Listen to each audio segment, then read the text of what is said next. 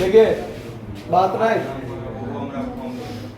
ध्यान दीजिए आगे क्वेश्चन क्या कहता है। तो आगे जो 6, 7, 8, 9, मेरा बात पर ध्यान दीजिए, 6, 7, 8, 9 क्वेश्चन जो है वो आधारित है त्रुटि पर। किस चीज पर? त्रुटि, त्रुटि या वृद्धि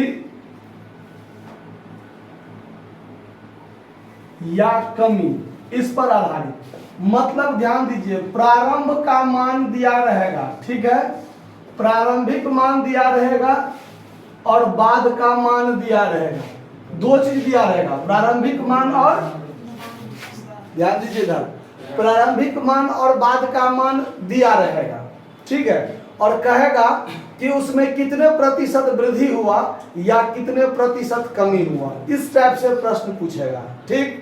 या फिर अगर मान लीजिए दिया रहेगा कि फलना के स्थान पर फलना लिख दिया गया, मतलब पहले भी कुछ मान दिया, गलती से उसके बदले में कुछ दूसरा लिख दिया गया, गलती से कुछ दूसरा लिख दिया गया, और उसमें कितने प्रतिशत की त्रुटि हुआ है या कितने प्रतिशत की गलती हुआ है, इस टाइप से मान लीजिए प्रश्न पूछेगा। तो उसके लिए भी आपका प्रारंभिक मान और अंतिम मान हुआ। जब फलना के स्थान पर फलना हो गया तो प्रारंभिक मान जो पहले था और उसके बदले में गलती से क्या हो गया वो दूसरा चीज होगा, तो प्रारंभिक मान और बाद का मान आपको दिया रहेगा। अब देखिए मान लीजिए वृद्धि हुआ या कमी हुआ, तो त्रुटि में भी तो वही होगा, जब कम के बदले ज्यादा लिखा गया, चाहे ज्यादा के बदले कम लिखा गया, यानी जो प्रारंभ में था उसके बदले बाद में क्या हो गया, समझ में आ रहा बात। तो त्रुटि का प्रतिशत पूछ सकता है, या पहले जनसंख्या 2 लाख था, अब जनसंख्या 5 लाख हो गया, कितने प्रतिशत का वृद्धि हो गया।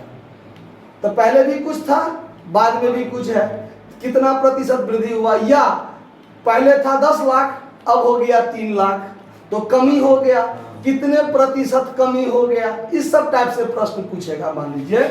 तो उसके लिए ध्यान रखिए, प्रारंभिक भी दिया रहेगा और बाद का मान भी दिया रहेगा। तो सबसे पहले आप क्या निकाल लीजिए, वृद्धि या कमी, वृद्धि या कमी, सबसे पहले ये निकाल लीजिए। आया बात समझ में। उसके बाद पूछेगा प्रतिशत वृद्धि या कमी, प्रतिशत वृद्धि या प्रतिशत कमी, वृद्धि हुआ होगा तो प्रतिशत वृद्धि, और कमी हुआ होगा तो प्रतिशत कमी, यही चीज ना पूछेगा। अगर त्रुटि में भी या तो ज्यादा लिखा गया होगा चाहे कम लिखा गया होगा, यही ना प्रतिशत त्रुटि होगा। तो उसके लिए क्या होगा, तो पहले वृद्धि या कमी निकाल लीजिए, उसके बाद प्रतिशत जब निकालिएगा तो जितना वृद्धि हुआ होगा या जितना कमी हुआ होगा उसमें गुना कर दीजिए कितना से, 100 से। अब बट्टा में क्या लिखना है आपको, प्रारंभिक मान। कभी भी वृद्धि या कमी का जो आधार बनता है वो प्रारंभ में क्या था। अगर वृद्धि हुआ तब प्रारंभिक के तुलना में वृद्धि हुआ, कमी हुआ तब प्रारंभिक के तुलना में कमी हुआ, समझना रहा बात। तो अगर प्रतिशत वृद्धि या प्रतिशत कमी पूछे तो पहले कमी या वृद्धि जो है वो निकाल लीजिए, उसके बाद प्रतिशत में जब निकालना है तब वृद्धि हुआ तब वृद्धि गुने 100 बट्टा प्रारंभिक मान, कमी हुआ है तो प्रतिशत कमी बराबर कमी गुने 100 बट्टा प्रारंभिक मान। आया बात समझ में।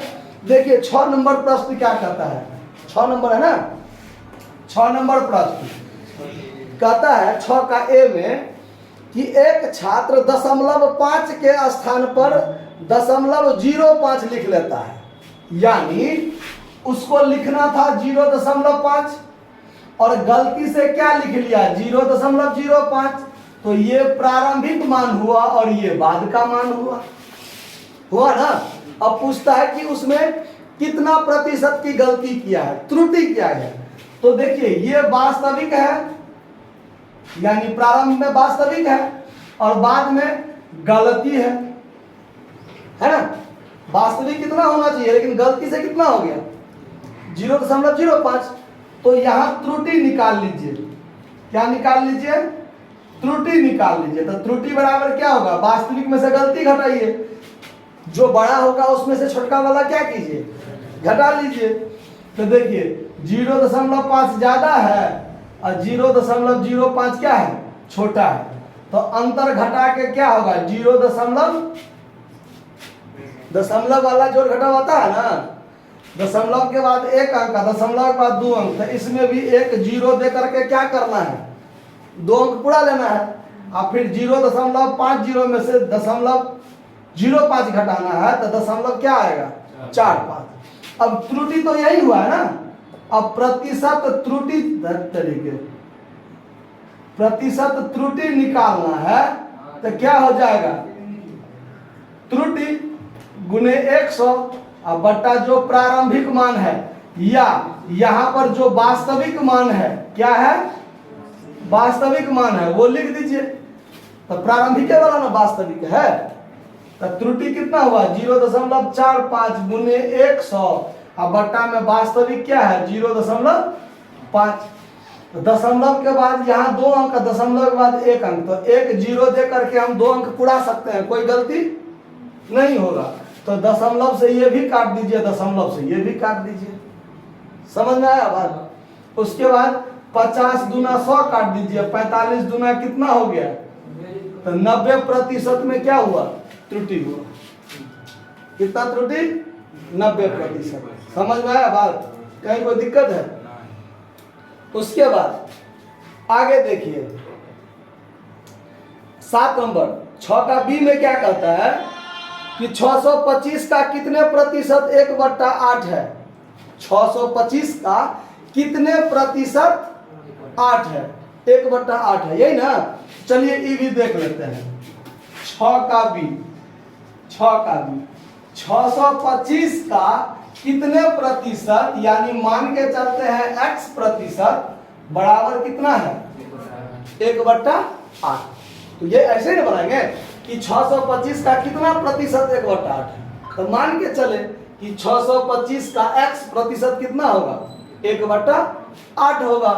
प्रतिशत हटेगा तो बट्टा में क्या हो जाएगा, अब 25 से काटिए तो 25 25 625 और 25 चौका 100, यानी 25x/4 बराबर 1/8। अब यहां से इसको हम काट सकते हैं, 4 से ये 8 हम काट सकते हैं। नहीं, अगर आपको कंफ्यूजन है तो भी नहीं काटते हैं, कोना कोनी गुना कीजिए।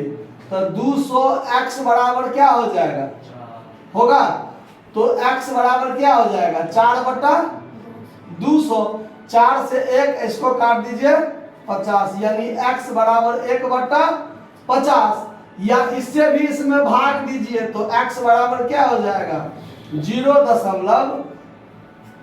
दशमलव दीजिएगा, तब फिर एगो 0 दीजिएगा 2, इतना प्रतिशत आपका क्या हो जाएगा, आंसर। समझ में आया बात। तो इसको नोट कीजिए, फिर अगला सवाल देखते हैं।